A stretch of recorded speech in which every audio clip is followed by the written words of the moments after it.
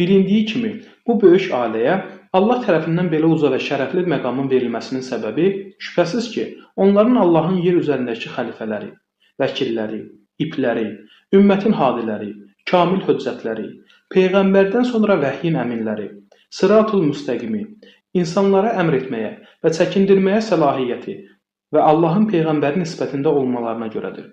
Buna görə də hər kim onları sevərsə, Allahı sevmiş və hər kim onlarla düşmənçilik edərsə, Allaha düşmən olmuş sayılır. Təqdim etdiyimiz sənəd və dəlillərin nəticəsində bu qənaətə gəlirik ki, bu ayə yalnız Əhl-i Beyt haqqında nazil olmuşdur. Yəni Həzrəti Əli, Fatimə, Həsən və Hüseyni əhatə edir. Eləcə də Əhl-i Beyti sevməyin vacib olduğuna dair İslam ümməti və alimləri ittifaq etmişlər. Mühüm olan nöqtə isə bu məhəbbətin ilahi bir göstəriş olmasına baxmayaraq, nəyi izah etmək istəyi barədə bəzilərinin fikir ayrılığına düşmələridir. Biz deyirik ki, Allah bizdən bir şəxsi və ya bir qrup şəxsi sevməyimizi tələb edirsə, biz qeyri-şəxssiz bu tələbə tabe olmalı və onun tələblərini yerinə yetirməliyik. Bununla bərabər, Allah Taala bizdən bir kəsi sevməyi istəyirsə, o kəsin mütləq bu sevgi və diqqətə layiq bir xarakteri və şəxsiyyətə sahib olması lazımdır. Başqa sözlə, məhəbbətləri vacib olan kəslərin bu cür uca bir məqama və eyni zamanda çox ali bir ruha sahib olmaları tam mənası ilə onların qüsursuz bir kamal dərəcəsində olduqlarını bizə göstərir. Uca Allah bizə kimləri sevib, hörmət göstərməyimizin lazım olduğu haqqında ayələr nazil edərək, öz yolunu ən yaxşı təqib edən, sıratul müstəqimdən heç vaxt ayrılmayanların ünvanını bir daha bizə bildirmişdir. Bu ayə haqqında müxtəlif fikirləri Seyyid Şərəfuddin aşağıdakı başlıqlar altında toplamışdır. 1. Bəziləri deyirlər ki, bu ayə Məkkə müşrikləri haqqında nazil olmuşdur. Yəni Allah Taala peyğəmbərinə bunu müşriklərə əmr etməsini buyurdu. D. Mən sizdən bunun müqabilində qohumluq məhəbbətimdən başqa bir şey istəmirəm. Yəni mən sizinlə qohum olduğum üçün onları sevin və qohumluq vəzifələrini yerinə yetirin.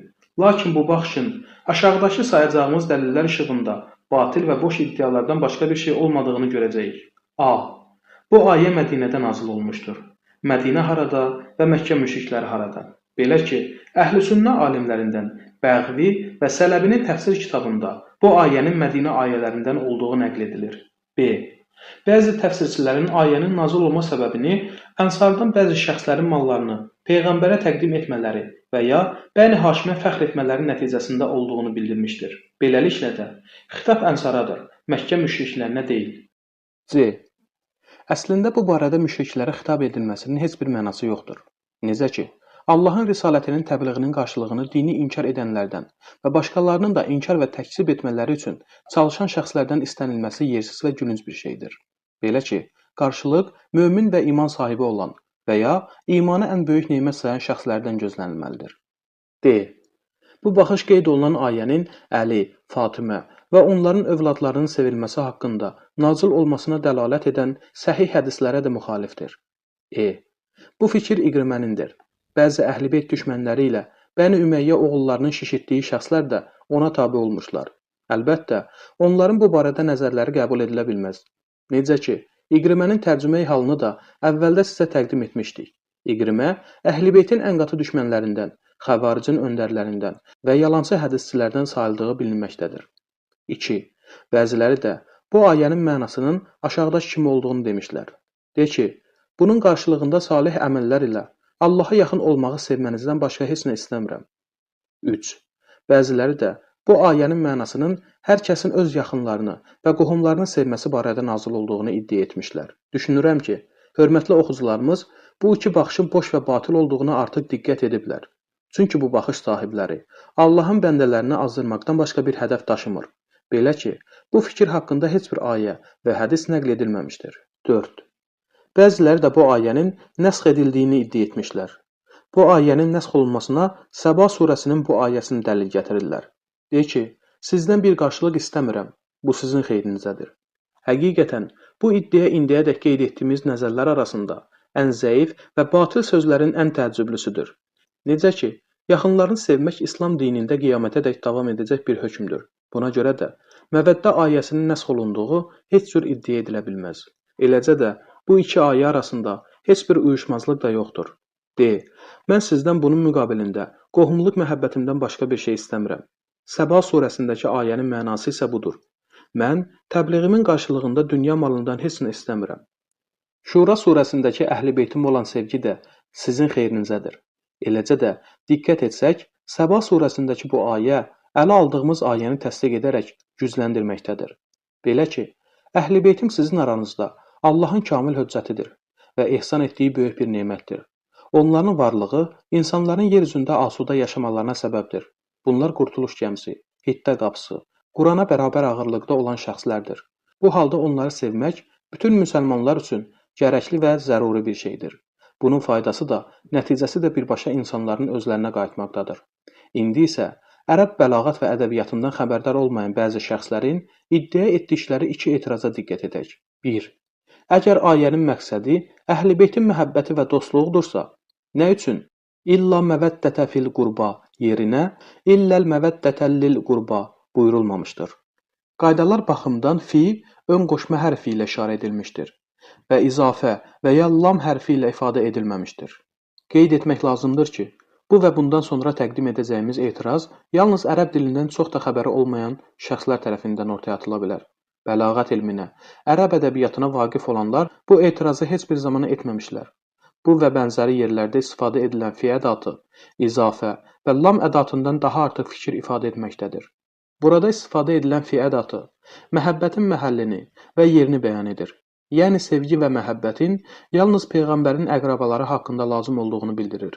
Bəlağət elminin böyük alimləri də bu görüşü müdafiə edirlər. Məsələn, Zəməxşəri Kəşşaf adlı əsərində bu ayədə qeyd olunan əqrabaların Əhl-i Beyt olduğunu qeyd etdikdən sonra belə davam edir. Əgər bir şəxs nə üçün Allah Taala bu cümləni izafə və ya lam ədatından istifadə etməmişdir desə, belə cavab verərik. Bu cümlədə istifadə olunan fi ədatı sevgi və məhəbbətin ünvanını və qərar tapması lazım olan yeri bəyan edir. Məsələn, bu ayə özündən sonrakı ayə ilə birgə Mədinədə nazil olmuşdur. Məcməul Bəyan təfsirinin sahibi Qutabə də İbn Abbasdan belə nəql etmişdir. Necə ki, daha əvvəl Əbu Həmzə Somalinin və Bəğvi ilə Sələbinin təfsirində də eyni mövzunu qeyd etmişdik. Vahidi də Əsbabun Nuzul adlı kitabda İbn Abbasdan belə nəql edir. Rəsulullah Mədinəyə gəldiyində bir çox iqtisadi və maddi çətinliklərlə qarşılaşdı. Dünya malından da əlində bir şey yox idi. Ənsar bu barədə öz aralarında müşavirət edərək belə dedilər. Allah bu böyük şəxsiyyət vasitəsilə bizi hidayət etdi və o sizin bacınız övladıdır. Hal-hazırda onun əlində dünya malından heç bir şey yoxdur və bəzi çətinliklərlə qarşılaşıb.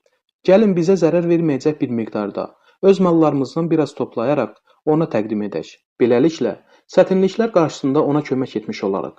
Dedikləri kimi topladıqları malı Peyğəmbərin hüzuruna gətirib belə ərz etdilər. Ey Allahın Rəsulu, sən bizə canımızdan artıqsan və Allah sənin əlinlə bizə hidayət etdi. Sənin üzləşdiyin bəzi çətinliklər var ki, onları aradan qaldırmaq üçün də əlində heç bir sərvət yoxdur. Buna görə də onları aradan qaldırmaq üçün öz mallarımızdan biraz toplayıb sənə gətirməyə qərar verdik. Topladıqlarımız bunlardır. Bu rəvayət Kəşşaf adlı kitabda və digər mötəbər təfsir kitablarında ayənin nazil olma səbəbi kimi qeyd edilmiş və təsdiqlənmişdir. Həmin mənbələrdə bu ayənin nazil olma səbəbləri haqqında belə bir rəvayət yer almışdır. Ənsar Bəni Haşimin bəzi şəxslərinə qarşı təkəbbür göstərir və onlar qarşısında iftixar edirdilər. Rəsulullah buna görə onları qınadı. Onlar da diz çökərək, elə isə biz bütün mallarımızı Allah və Rəsuluna vermək istəyirik dedilər. Daha sonra bu qeyd olunan ayə indi. Peyğəmbər də onlara bu ayəni oxudu. Əcəba bu nəql etdiyimiz hədislər və bunun kimi bir çox hədislər bu ayənin Mədinədə indiyinə və əsl müxatəblərin Ənsar olduğunu bizə aydın etmirmi? Lakin bu ayənin Məkkədə nazil olduğunu iddia edənlərə gəldikdə isə, Şura surəsinin bir hissəsinin Məkkədə və digər bir hissəsinin isə Mədinədə nazil olması mümkündür. Necə ki, Quran elminə vaqif olanlar bunun normal bir hadisə olduğunu bilirlər. Çünki biz Qurana baxdıqda görürük ki, bəzi surələrin bir qismi Mədinədə, bir qismi isə Məkkədə nazil olub. Buna görə də bu surənin bir bölümünün Məkkədə və digər bir hissəsinin isə Mədinədə enməsi mümkündür. Eləcə də Quranın mövcud olduğu tərtibdə enmədiyinə dair alimlər ittifaq etmişlər. İrşaduş Şarifi, Şərh-ü Səhih-əl-Buxari, Maidə, Əraf, Rəd, İsra, Kəf, Məryəm, Həc, Şüəra, Qəsəs, Rum, Loğman, Səba, Zümmər, Zuxruf, Duxan, Rəhman və Mücadilə surələrinin əvvəllərinin bu və ya digər şəkildə nazil olduğunu qeyd edirlər. Sizlərə təqdim etdiyimiz bu dəlillərdən sonra bu surənin Məkkədə nazil olduğunu iddia edənlərin dəlilinin və bu qədər səhih hədis inkar etmələrinin səbəbinin nə olduğunu soruşmaq lazımdır. Həmçinin bu ayənin Məkkədə nazil olduğunu sübut etsək belə, yenə də ayənin Həzrəti Həsən və Həzrəti Hüseynin doğumlarından əvvəl nazil olmasına heç bir məna ziddiyyəti olmayacaq. Belə ki, ayədə məhəbbətin vacib olması Rəsulullahın əqrabalarından dünyaya gələcək olanları da əhatə edir. Əvvəl qeyd etdiyimiz kimi, əsl məqsəd məhəbbətin Peyğəmbərin yaxın əqrabalarına sabit olması və sevgiyə layiq bilinməsidir. Bu halda məvəddə ayəsi də eynilə vəsiyyət kimidir. Heç bir müsəlman vəsiyyətin sadəcə dünyada olanlara xas olduğunu iddia edə bilməz. Hətta vəsiyyət zamanı uşaq dünyaya gəlməmiş olsa belə, bu ilahi hökm və müqəddəs qanun ona şamil olunur. Ayədəki qohumlarda məqsədin Əhl-i-Beyt olduğu xüsusunda bir çox rəvayətlər ilə Əhl-i-Sünnə alimlərinin tarix, təfsir, hədis kitablarından sizə təqdim etməyə çalışdıq. Bununla bərabər, belə mütəvatir rəvayət və hədisləri bir çox digər Əhl-i-Sünnə alimləri də qəbul etmiş və açıq şəkildə bəyan etmişdir. Əhl-i-Sünnənin görkəmli alimləri bu həqiqəti etiraf edib, öz kitablarında bu ayənin Əhl-i-Beyt fəzilətləri haqqında nazil olduğuna dair müxtəlif mənbələrdən mötəbər hədislərlə nəql ediblər. Hətta bu məşhur ayənin məsum imamlar haqqında nazil olmasına, onların şəninə tərif və şeirlər yazaraq uca məqamlarına işarə etmişlər. Eləcə də bu məqamı onlardan başqa heç kəsin yetişə bilməyəcəyini təkid edərək, bunu da Allaha yaxınlaşma vasitəsi olaraq qəbul etmişlər.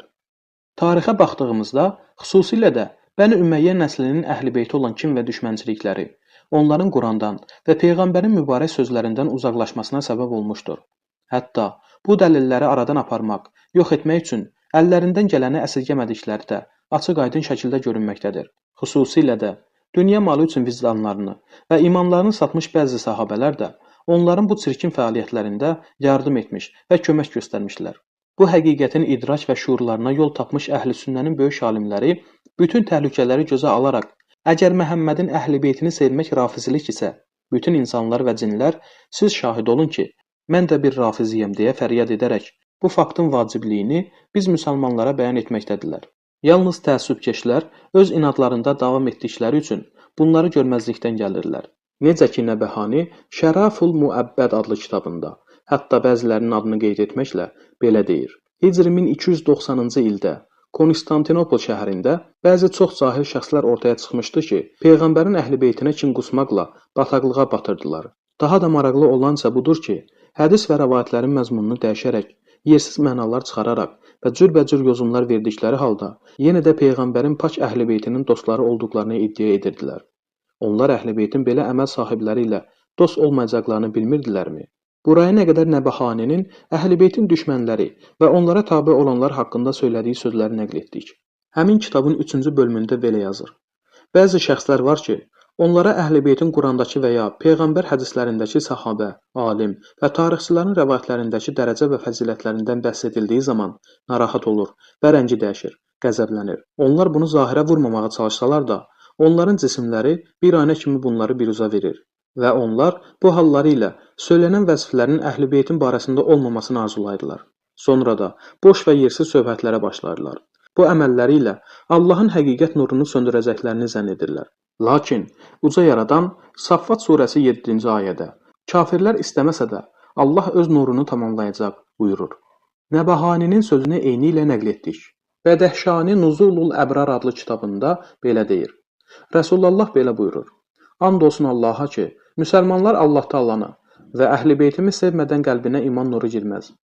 Əhməd Həmbəlin Musnədində Rəsulullahdan belə nəql edir. And olsun Allaha ki, müsəlmanın qəlbində Allahı və Əhl-i-Beytimi sevmədən iman daxil olmaz. Allaha and olsun ki, heç bir müsəlmanın qəlbinə mənim qohumlarımı, Allah razılığı və mənə olan yaxınlıqları üçün sevməyəcəyi zamanadək iman daxil olmaz. Allahdan özüm və bütün müsəlmanlar üçün tövfiq və hidayət diləyirəm. İnsan surəsi 7-21 7. Onlar elə şəxslərdirlər ki, verdikləri sözü yerinə yetirər və dəhşətli gündən qorxarlar. 8. Onlar öz iştahları çəkdiyi halda yeməyi yoxsula, yetimə və əsirlərə verərlər. 9. Biz sizə ancaq Allah rızasından ötürü yedirdirik. Biz sizdən nə bir mükafat, nə də bir təşəkkür istəyirik. 10. Həqiqətən biz Rəbbimizdən çox sərt, çətin gündən, üzlərin dəhşətdən eybəcər kökə düşəcəyi, çöhrələrin tutulub qaralacağı qiyamət günündən qorxuruq. 11. Allah da onları o günün şərrindən qoruyacaq, onlara gözəllik və sevinç bəxş edəcək. 12. Və onları etdikləri səbir müqabilində cənnətlə mükafatlandıracaq. 13. Onlar orada, o cənnətlərdə taxtlara söykənəcək. Orada nə günəşin qızmar istisi, nə də sərt soyuq görəcəklər. 14. Cənnət ağaclarının kölgələri üstlərinə düşəcək. Meyvələri də onların ixtiyarında olacaqdır. 15. Cənnətdəki xidmətçilər onların ətrafında gümüş qablar və büllur qədəhlərdə dolanacaqlar. 16. Gümüşdən olan elə büllur qədəhlər ki, xidmətçilər onları sahiblərinə münasib ölçüdə etmişlər. 17. Orada olanlara zəncəfil qatılmış, zəncəfil dadı verən cənnət şərabları ilə dolu badədə içildiləcəkdir. 18. Zəncəfil cənnətdə bir çeşmədir ki, suyu boğazdan çox rahat keçdiyi üçün səlsəbil adlanır. 19. Onların dövrəsində həmişə cavan xidmətçi oğlanlar olacaqdır. Onları gördükdə sanki ətrafa səpilmiş inci olduqlarını zənn edərsən. 20. Orada hara baxsan, nemət və böyük bir mülk görərsən. 21. Cənnət əhlinin əyinlərində taftadan və atlasdan yaşıl libaslar olacaq. Onlara gümüşdən bilərziklər taxılacaq. Rəbbi onlara çox pak bir şərab içidəcəkdir. Əhl-i-Beytin məqamını və üstünlüyünü bəyan edən ayələr arasında bu ayənin tam ayrı bir tərəfi və yeri var. Bu ayə diqqət edilməsi lazım olan vacib mətləbləri bəyan edir. Bu surə üçün insan, həl-əta, dəhər kimi adlardan istifadə olunmuşdur. Bu adların hamısı surənin ilk ayəsində zikr olunmaqdadır. Əhl-i-Beyt və Əhl-i-Sünnə alimlərinin nəzərinə görə bu surə Mədinədə nazil olmuşdur. İndi isə ayədə Əhl-i-Beytin şərəfli və üstün məqamlarını bəyan etməsi haqqında nəql olunan dəlillərə nəzər salaq. Təfsir və hədis alimləri bu surənin təfsirində çoxlu hədislər rəvayət etmişdir. 1. İbn Abbasdan bu ayə haqqında belə nəql olunur. Həsən və Hüseyn xəstə idilər. Peyğəmbər və bəzi sahabələr onların hüzuruna gəlmişdi.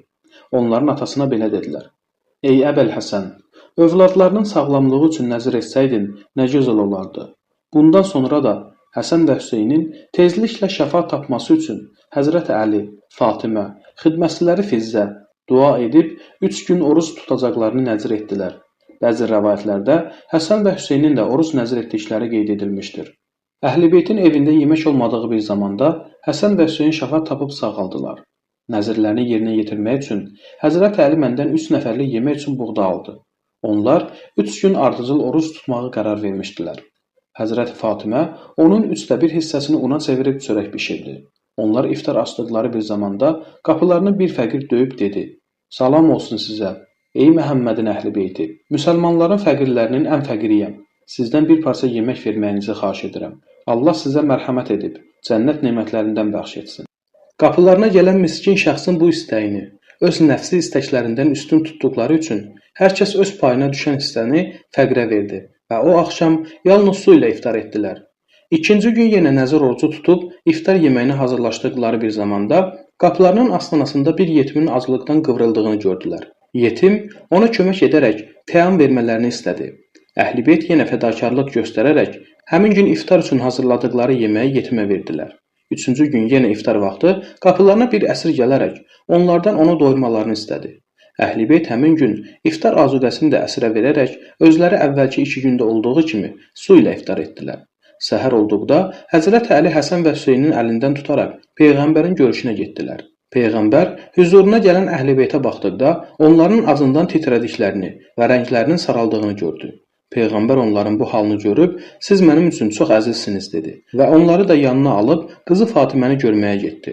Rəsulullah Fatimənin evinə girdikdə onun mehrabda ibadət halında olduğunu gördü. Qızının da aclıqdan halının olmamasını görən Peyğəmbərə Cəbrail nazil olaraq belə buyurdu: Ey Məhəmməd, bu surəni al. Şübhəsiz ki, Allah sənin əhl-i-beytinlə iftixar etməkdədir. Daha sonra Cəbrail Peyğəmbərə İnsan surəsini oxudu. Əhl-i-Sünnənin bəzi alimlərinin nəqillərində Cəbrailin həmin gün Peyğəmbərə 5-ci ayədən 22-ci ayəyədək oxuduğu bildirilir. İslam alimləri arasında bu hadisə o qədər məşhurdur ki, hətta bəziləri bu surənin yalnız Əhl-i-Beyt haqqında olduğunu bildirir. 2. Alusi Ruhul Məani adlı əsərində bu hekayəti İbn Abbasdan nəql edərək belə deyir. Bu surənin Əhl-i-Beyt haqqında nazil olduğu əshab və xalq arasında da məşhurdur. İnsan surəsində Əhl-i-Beytin cənnətlə müjdələndiyi və bu surənin onlara aid olduğu o qədər məşhur idi ki, bu hadisəni həmin zamanın ən böyük şairləri belə öz əsərlərində qeyd ediblər. 3. Hicri 6-cı əsrdə yaşayan İbn Bətri Umdətul Uyuni Sihahil Əxbar kitabında Əbu İshaq Sələbinin təfsirindən nəql edərək, mən haqqında Həl-Əta surəsi nazil olan şəxsin, yəni Həzrət Əlinin köləsiyəm. 4. Səbilənçi Nurul Əbsar adlı kitabında İbn Abbasdan İnsan surəsinin 7-ci ayəsi haqqında belə deyir.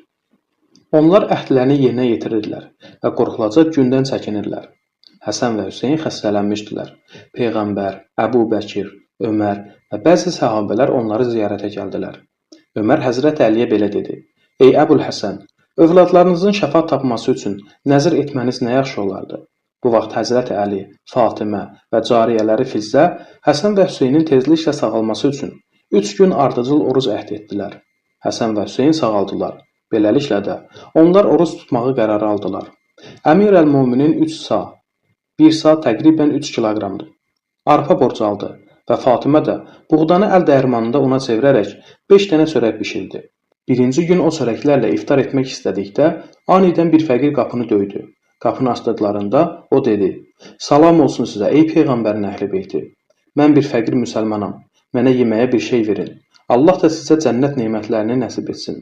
Onlar 5 çörəyin hamısını fəqirə verib, özləri isə su ilə iftar etdilər. Ertəsi gün yenə oruç tutdular. Həmin axşam da bir yetim gəldi və öz yeməklərini o yetimə verdilər.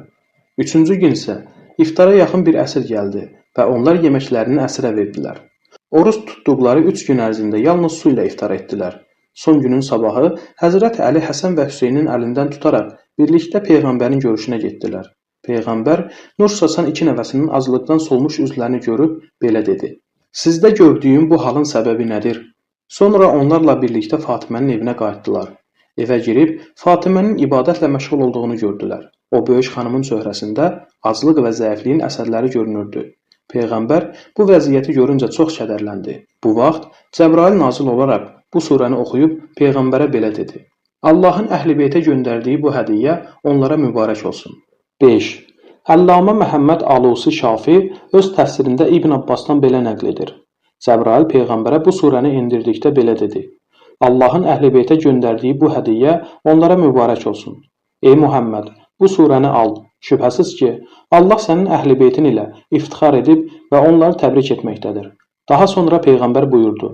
Nəyi alım ey Cəbrail? Bu zaman isə Cəbrail ona İnsan surəsini oxudu.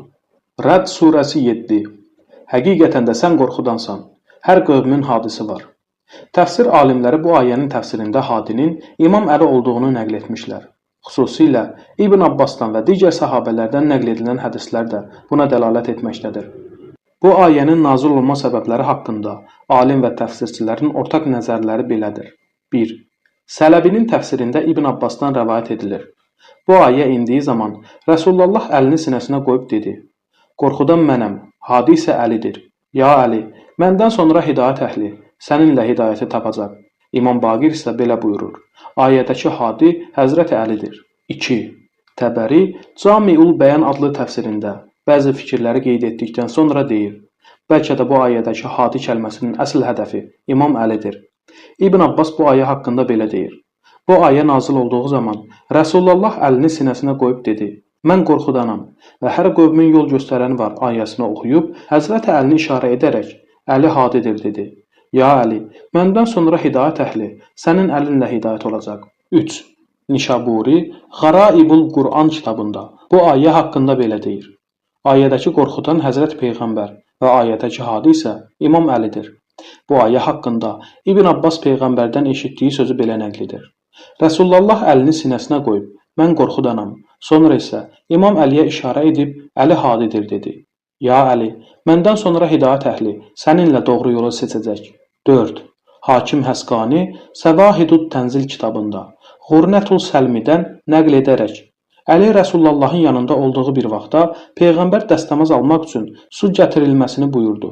Həzrət Əli ilə birlikdə dəstəmaz aldıqdan sonra Əlinin əlini sinəsinə qoyub bu ayənin ilk hissəsini oxudu. Sonra Əlinin əlini buraxıb, öz əlini onun sinəsinə qoyaraq ayənin davamını tilavət etdi. 5. İbn Kəsir, İbn Abbasa istinad etdiyi bir hədisdə belə deyir. Peyğəmbərdən bu ayənin nə haqqında nazil olduğunu soruşduqda, o əlini sinəsinə qoyaraq həmin ayəni oxuyub. Mən qorxudanam. Sonra isə əlini İmam Əlinin çiyninə qoyaraq, Əli hadidir və məndən sonra hidayət əhli səninlə doğru yolu tapacaq dedi. 6. Hakim Nişapuri Həzrət Əliyə istinad etdiyi bir hədisdə onun belə dediyini nəql edir.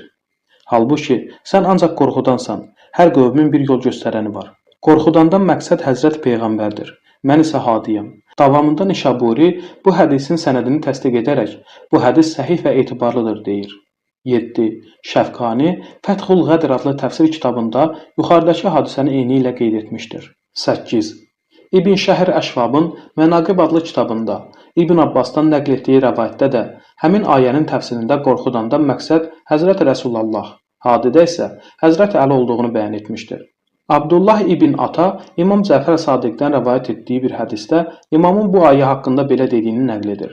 Peyğəmbər buyurur: "Mən qorxudanam və Əli isə hadidir." Əbu Hüreyrə Peyğəmbərin Əliyə belə dediyini bildirir. "Mən qorxudanam, sən isə ümmətin yol göstərənisən." 9. Səblənci Nurul Əbsar adlı kitabında İmam Əli haqqında nazil olan bəzi ayələri saydıqdan sonra bu ayənin nazil olma səbəbini İbn Abbasa istinad edərək Peyğəmbərin belə buyurduğunu deyir. "Mən qorxudanam, Əli isə hadidir. Ya Əli, məndən sonra hidayət əhli səninlə hidayət olacaq." Maidə surəsi 55-56. Həqiqətən sizin başçınız və işlərinizin ixtiyar sahibi yalnız Allah, onun peyğəmbəri və iman gətirənlər, namaz qılıb rükû halında zəkat verən kəslərdir. Kim Allahı, onun peyğəmbərini və iman gətirənləri sahib və başçı kimi qəbul etsə, şübhəsiz Allah firqəsi qalibdir. Bu ayənin İmam Əlinin namazda olduğu bir vaxtda, rükû halında barmağındakı üzüyü dilənçiyə verməsi haqqında nazil olduğunda bütün təfsir alimləri ittifaq ediblər. İndi isə bu ayə haqqında nəqillərə nəzər yetirək. 1. Fəxri Razinin Təfsirul Kəbrində bu ayənin enmə səbəbi olaraq Əbu Zərdən belə nəql olunur. Bilin ki, bir gün Həzrət Rəsulullahla məsciddə günorta namazı qıldığımız vaxtda bir dilənçi məsciddəkilərdən sədəqə istədi. Lakin ona heç kəs heç bir şey vermədi. Bu vaxt İmam Əli rükû halında idi. O, əlinin kiçik barmağındakı üzüyü qəsd edərək əlini dilənçiyə uzatdı. Dilənçi üzüyü Həzrət Əlinin barmağından çıxartdı. Bunu görən Peyğəmbər Allaha yalvararaq belə dua etdi. İlahi, qardaşım Musa sənə belə dua etdi. Ey Rəbbim, könlümü aç, işimi asanlaşdır. Dilimdəki düyünü aç ki, sözümü başa düşsünlər. Aləmdən mənə köməkçi ver. Qardaşım Harunu, onunla qüvvətimi artır. Onu işimdə ortaq et ki, səni çox təsbih və zikr edək. Şübhəsiz, sən bizi görənsən. Sən də ona. İstəklərin sənə əta olundu ey Musa, deyə vəhy etdin. İlahi, mən də sənin qulun və rəsulunam. Mənim də könlümü aç, işimə asanlıq ver və ailəmdən əlini mənə köməkçi et. Onunla gücümü artır, dedi. Əbu Zər deyir, Allaha and olsun ki, hələ Peyğəmbər sözünü bitirməmiş. Cəbrail, sizin başçınız və işlərinizin ixtiyar sahibi yalnız Allah, onun Peyğəmbəri və iman gətirənlər, namaz qılıb, rükû halında zəkat verən kəslərdir. Kim Allahı, onun Peyğəmbərini və iman gətirənləri sahib və başçı kimi qəbul etsə, şübhəsiz Allah firqəsi qalibdir. Ayələrini gətirdi. 2. Əhl-i Sünnənin məşhur fəqihi və təfsir alimi olan Əbu İshaq Əhməd ibn Məhəmməd ibn İbrahim Nişaburi Sələbi Kəbir adlı təfsirində ayənin enmə səbəbi olaraq qeyd etdiyi rəvayəti burada eyni ilə dərc edirik. Əbu Zər dedi, mən bu iki qulağımla eşitdim, əks təqdirdə hər ikisi kar olsun və bu iki gözümlə gördüm, əks təqdirdə hər ikisi kör olsun.